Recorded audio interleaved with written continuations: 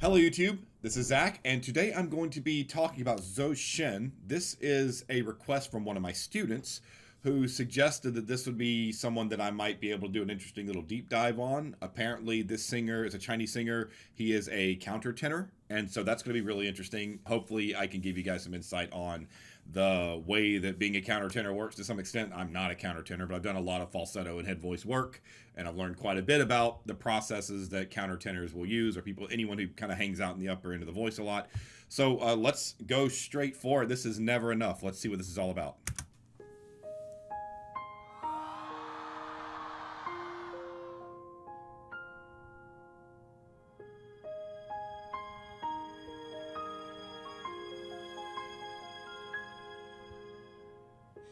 I'm trying to hold my breath.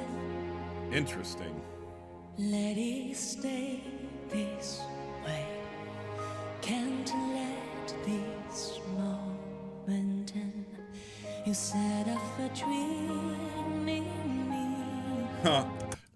I know it's the middle of the phrase. I stop it a lot, but when I typically think countertenor, I think like your traditional like operatic countertenor, like the guys that sing in Chanticleer. Every day I try, but everyone wants to put me down. Or like the opera singers, they'll come out and sing like arias that are meant for women and things like that. I don't typically think of someone that's singing kind of in a what would seem like a modal register or a chest voice sound as countertenor. So I'm very interested to see how this develops. This is not what I would think of when I think countertenor. I mean, not saying it's not a countertenor, but it's just not what I would typically think of.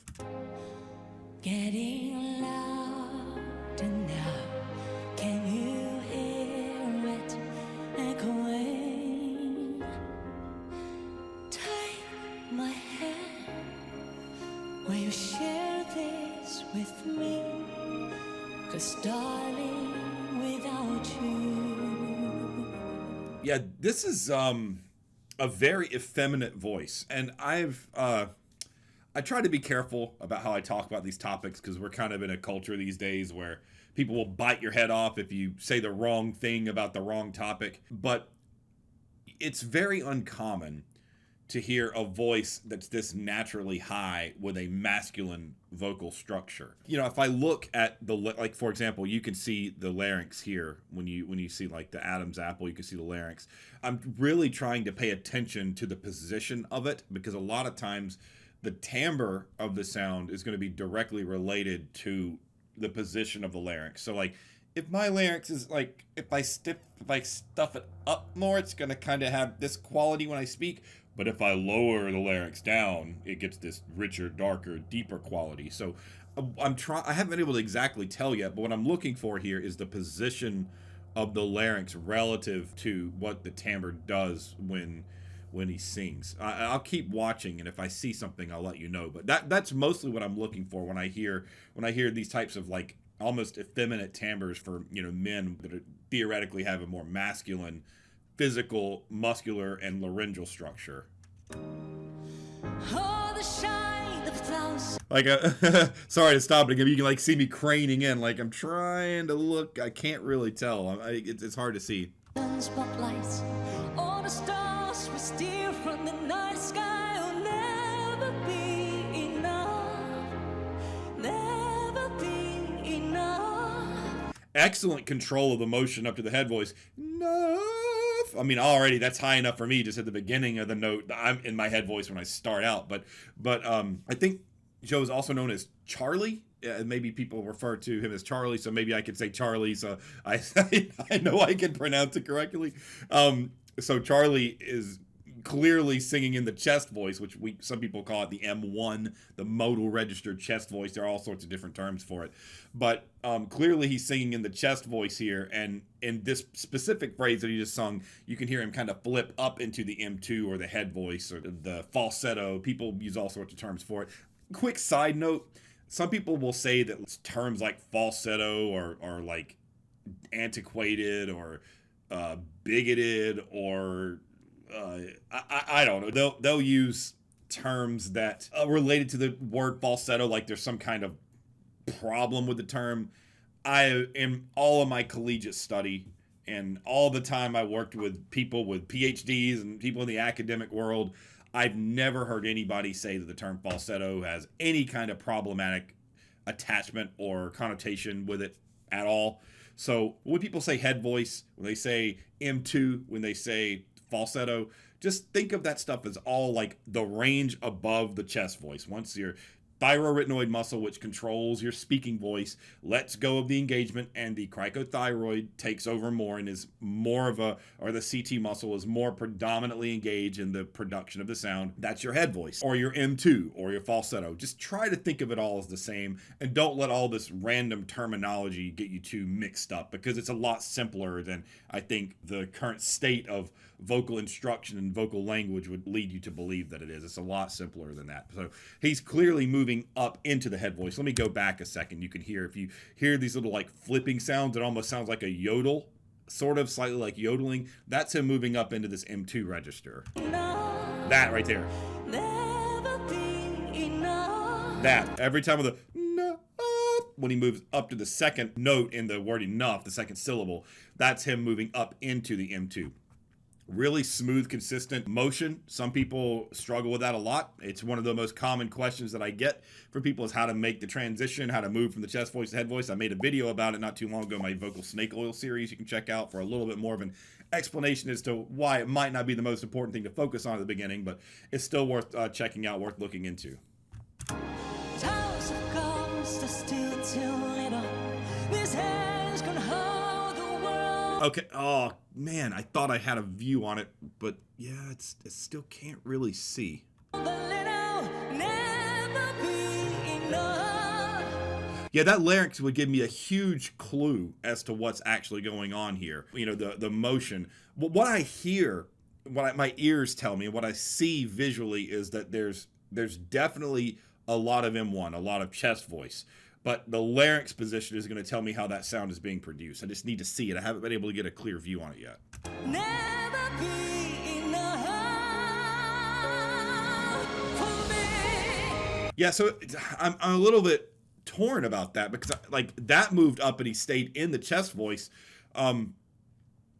Pretty interesting choice there where he's been using that head voice to hit the higher note on enough, but then on that long one he maintained it in the chest voice instead of the head voice. It's interesting because a lot of times you don't have that same kind of evenness in volume. Like a lot of times when people move up past their passaggio, which is where the chest voice turns into the head voice, it's almost like the body has to compensate for being like kind of low in the head voice so you don't get as much prominence. But what's interesting here is that he moved up to the enough in the chest voice and it was just as prominent as it was in the head voice. That's pretty uncommon. Typically you just don't see people moving their chest voice up like that and having the same balance of tone that you do whenever you're in your head voice. So like the way to think about this is you can generally expect as you move down your head voice closer to your passaggio where you go into your chest voice to get a little softer, not quite as prominent. Typically it's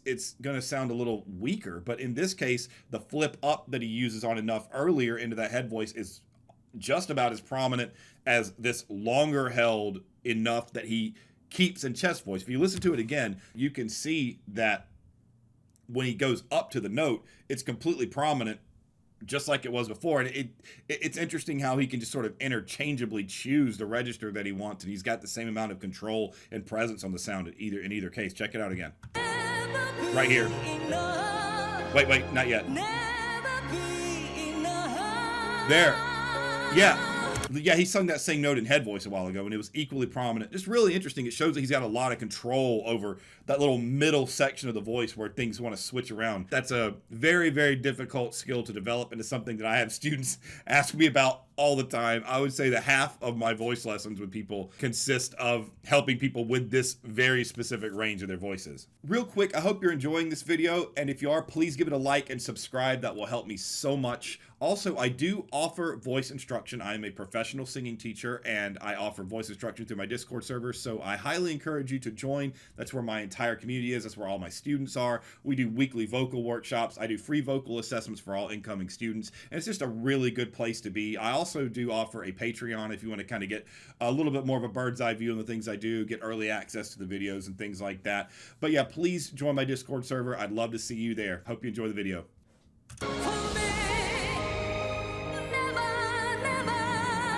Still chest voice.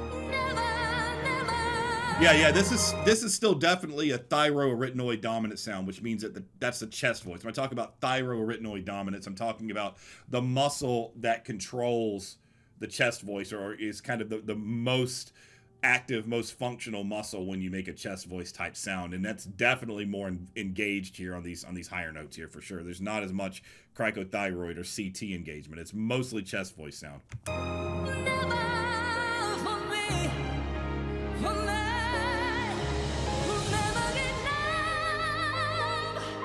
Yeah, wow, it's interesting. It still sounds like chest voice to me. I might get some debate from people on that. Some people might say it's a mixed voice, but that still sounds like a thyroarytenoid engaged sound for my ears. Yeah, you can. I think one of the biggest indicators that this is a chest voice sound is how much engagement you see facially. You see that he's really, really working, and that's probably because when you use your chest voice up that high, you have to have more subglottal air pressure. There's more air pressure coming from underneath to be able to maintain the sound, because you're the higher you sing, the faster the vocal cords are vibrating. So when you're moving up that high into the range, like, things are going to be working a lot more in your body, in your face. Everything's going to be working a lot harder. Typically, when you move up into your head voice, a lot of that air pressure is taken off because the vocal folds close a little bit differently, different muscles kind of in charge of making sure things work. The air flows a little bit different, so the body doesn't have to work as hard. I think this is a chest voice sound. I would say I'm 95% sure that this is your chest voice. This is not a head voice sound.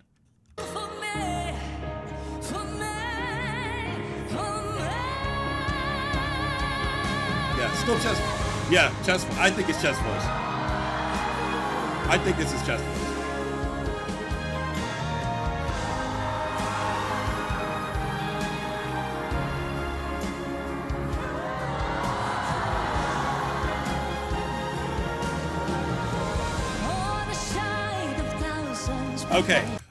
Okay, cool. I got a little glimpse of the larynx here. Let me go back and look a bit. When he kind of was leaned over and he went back up like this, I think I saw the larynx tilted upward some.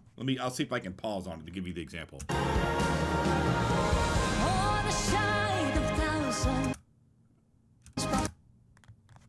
Oh man, yeah, it's still, yeah. So it, that's so subtle, but maybe I could get on the right frame here. So look for the larynx right here. So you don't see the end of the larynx or the Adam's apple down. You see this portion of the neck here higher. You see the Adam's apple higher. And when he swallows or breathes again or whatever you want, in between the phrases when he pauses and things sort of reset, you see it push up and back down into a neutral spot. It's kind of a neutral position. That tells me that he's operating from a neutral to a high laryngeal position. When you have your larynx in that kind of position, your timbre is going to be brighter. Like I showed you before, if I raise my larynx, it's going to sound like this. I mean, obviously, I don't want you to sing like that, but I'm just using this as an example. But if I take my larynx and I start lowering it as I talk, well, you can hear that deeper, darker sound. And so I think that his sound is a combination of neutral to high laryngeal placement and predominantly thyroarytenoid. Now, I haven't seen the whole thing yet, so there might be something that surprises me, but I think this is mostly chest voice with a neutral to high larynx.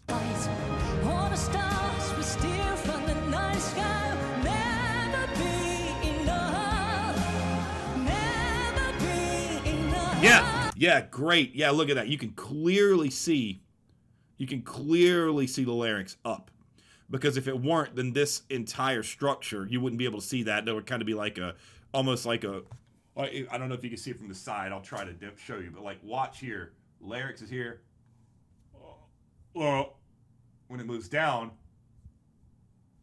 you almost see it kind of cave. Right? So since you don't see that and you see the structure kind of upward and protruding upward. That's a clear indicator this is a neutral to high laryngeal positioning for this kind of sound. Towers of clouds, still too little. This hand's gonna hold on a little. Never be enough. Never be enough. Wow. That note right there sounds like a mixed voice in terms of its timbral quality, but the amount of engagement again sounds like a thyroarytenoid predominant chest voice. So maybe there's something going on here where Charlie has managed to keep the TA engaged while he uses a mixed voice timbre. Sometimes in vocal instruction we'll call this like having a heavy mix. But again, I can't see down his throat, so I can't tell you exactly what's going on here.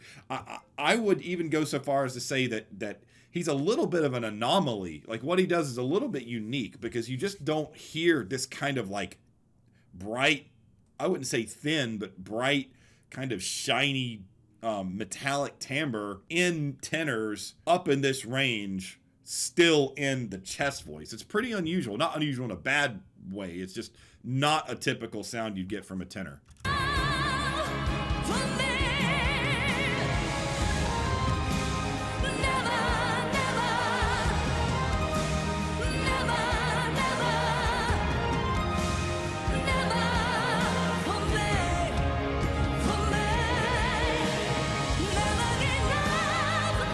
Wow, that was nice. That note, I'm pretty sure that was a mixed note there because you can hear a slight. I mean, he's so good at this. He's so good at moving back and forth that even in my trained ears, like it's very subtle. You can hear a slight change in the timbre when he goes up. I'll let it play again, but just listen to how there's just, I mean, it goes from being kind of thicker, a little bit more, I wouldn't say full, but it sounds more brassy. It sounds a little more like prominent, I guess. And then when he moves up to the high note, it almost takes this lyrical, slightly more ethereal sound. It's not breathy or anything, but it's just not quite as doesn't have as much bite on the sound. Like listen right here. When he moved up the I obviously can't sing that high, but when it moved up to that, like you could hear it. It kind of, the sound just has this really slight sort of change. I'm gonna try to catch it right when it happens so you can hear it. There's this slight little adjustment. Yeah. Okay. So listen again. Yeah, there's just this tiny little change in the timbral quality of the sound that makes me think that there was more of a switch in register there. This is, I know in a lot of reaction videos, you want to see someone's face and you want to see them get all excited, but what my brain is so like, I'm in analytical mode right now, right? I'm thinking like this is such a unique kind of way of navigating this register shift that it's not like many songs or singers that I've listened to. I guess Dimash was a little bit similar to this, but I think way back, I haven't talked about Dimash in ages, but I kind of think like in that realm, I mean, they're totally different singers with totally different timbres, totally different skill sets. But when I think about that deftness of the navigation of the registers, that's the closest thing I can think of. It's really, this guy's very unique voice. I don't know if I've ever really heard anything quite like it. Same thing. Yes, same sort of little adjustment happened. Yeah, that same little adjustment where it's prominent, and then it jumps up to the high note. There's just the tonal quality is just a little softer. Not the volume, but the timbral quality is just a little bit softer. It's not quite as edgy. It's a little more rounded, I guess. It's hard to explain. Wow.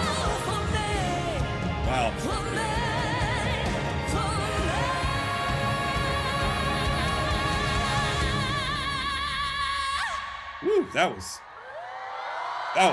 tough. Now that's a headier sound. That's a headier sound. That what he just did, that kind of slightly wispier, lighter timbre. That's more of a cricothyroid dominant head voice sound.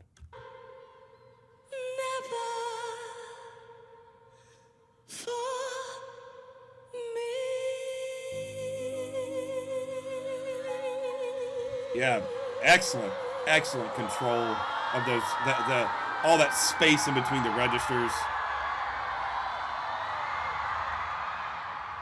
Really nice, pretty unique stuff. You just don't hear too many singers that that make this kind of transition so seamless.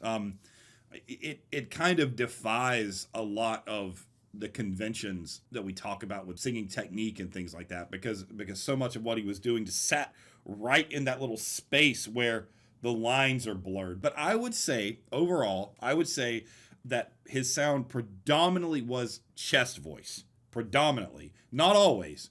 There was a lot of head voice mixed in, and there were times where he mixed it and there was kind of like the lines were really blurred. But I would say that based on the laryngeal positioning, based on the sound that I hear, the timbral sound, predominantly moderate to high laryngeal positioning with predominantly thyroarytenoid chest voice sound. That's my guess. You know, I'm open to being corrected. I'm open to being wrong, but that's my guess. Anyway, quick plug. You guys can see that I'm a huge vocal nerd. I'm currently accepting donations to go to the Vocology Institute at the University of Utah this summer so that I can further my knowledge and my education on the science of the voice. It's a huge passion of mine. It's the reason for my entire life. Like, it's everything that I'm all about, as you can see. So if you would be so kind as to help donate to help me get there, that'd be amazing. If you enjoy my content, you want me to learn more and to be able to give you more insight on these things, that's the best way for me to do it, is to further my education. So that's it. Thank you all very much. Like and subscribe if you enjoy my content and you want to see more like this. Take care, everyone. Bye.